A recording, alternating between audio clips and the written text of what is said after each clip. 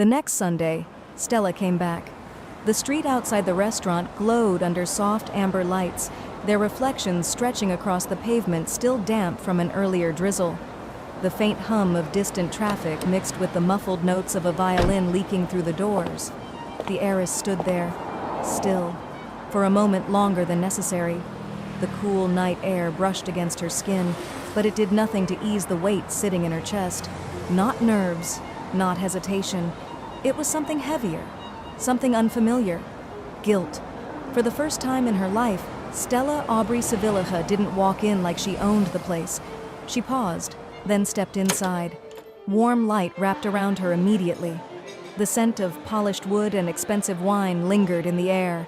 Glasses clinked softly somewhere in the distance. Conversations flowed in low, steady murmurs. And above it all, the violin. Colet was already on stage. Her movements were smooth, controlled, bow gliding across strings with quiet precision. The melody filled the room, calm and steady, like nothing had ever disrupted it, like nothing had happened. For a second, Stella felt it. Relief, a fragile, fleeting comfort. Maybe it hadn't mattered that much. Maybe things could just reset. But the feeling didn't last because she remembered the way her voice had risen, the way Colet had looked at her. The memory settled back into her chest, and this time it heavier. She didn't go to the bar, didn't take her usual seat. Instead, she stayed near the back, half shadowed by a column, where the light didn't quite reach.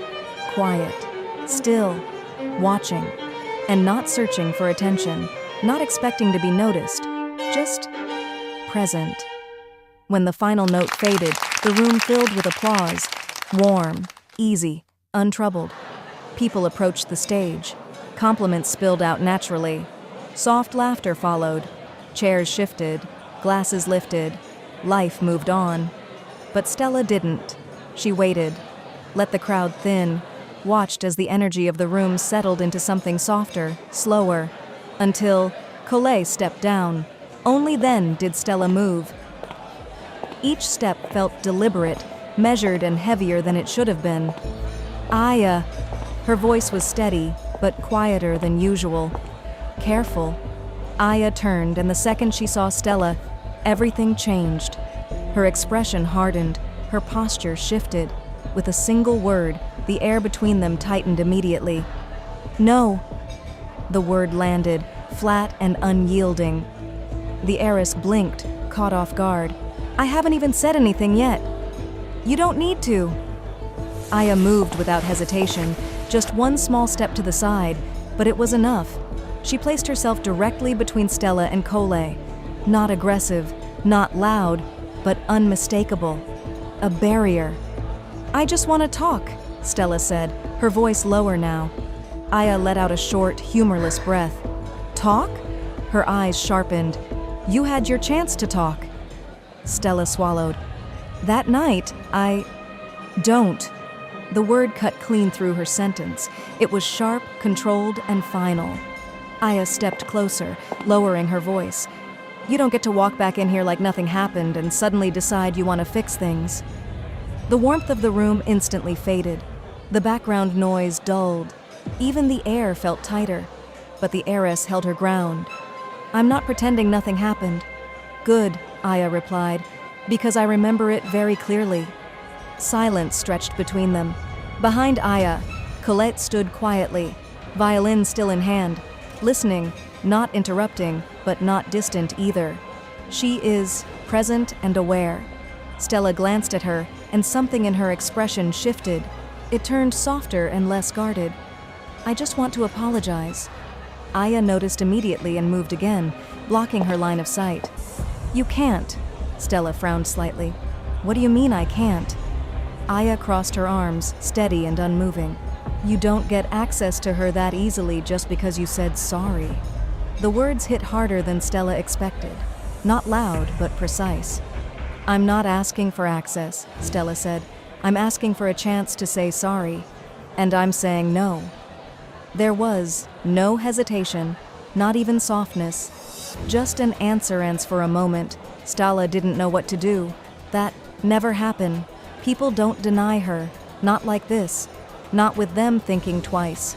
And Aiah didn't move. She didn't flinch and did not reconsider. Then, a quiet voice broke through. It pauses and spoke again. Aiah. Aiah glanced back. What? Colet tilted her head slightly, her expression calm.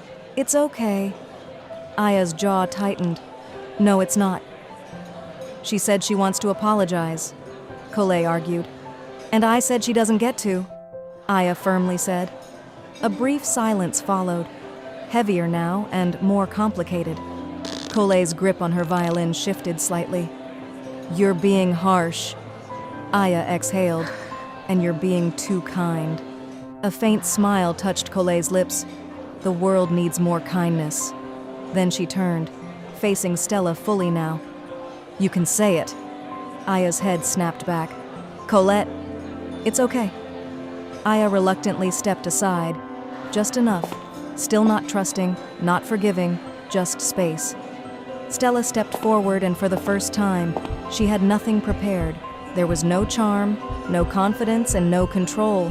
Just her plain honesty. I'm sorry. The words came out quieter than she expected. It was raw, unpolished, and real. I didn't know. Her breath became uneven. I thought you were ignoring me. Her gaze then dropped briefly. I got frustrated. But that doesn't justify anything. Then silence took place between them. Not tense, not sharp, just uncertain. Colet, though blind, studied her carefully. Then she smiled softly. Understanding washed all over her face. It's okay. Stella was shocked. It was not the way the heiress expected it to be. It was too easy, too light. But Aiah stepped in immediately.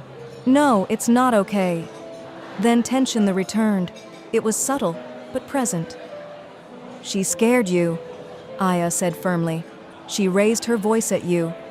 Stella lowered her gaze. She's right. That shifted something, and Aiah paused slightly. I did, the heiress continued. And I'm sorry for that too. Another silence followed. But this one is different. It was less defensive and more observant. Colet adjusted her hold on the violin. You don't sound like the same person from that night. Stella let out a quiet, almost self-aware breath. I don't think I am. Aiah watched her on the sidelines, still guarded, still careful, but now she was thinking, measuring, because something really did shifted, and for the first time, she wasn't entirely sure what Stella Aubrey Sevillea was anymore. Is she still a threat, or something else? That night, Stella didn't stay. She didn't flirt. She didn't linger, and no second attempt. The door closed softly behind her, the sound swallowed by the music that started again inside. Outside, the air felt cooler, quieter. The weight in her chest remained, but it was not as heavy anymore. It was clearer, because now she understood. This wasn't over, not because of her pride, not because of her habit, but because, for the first time in her life, she wanted to make it right.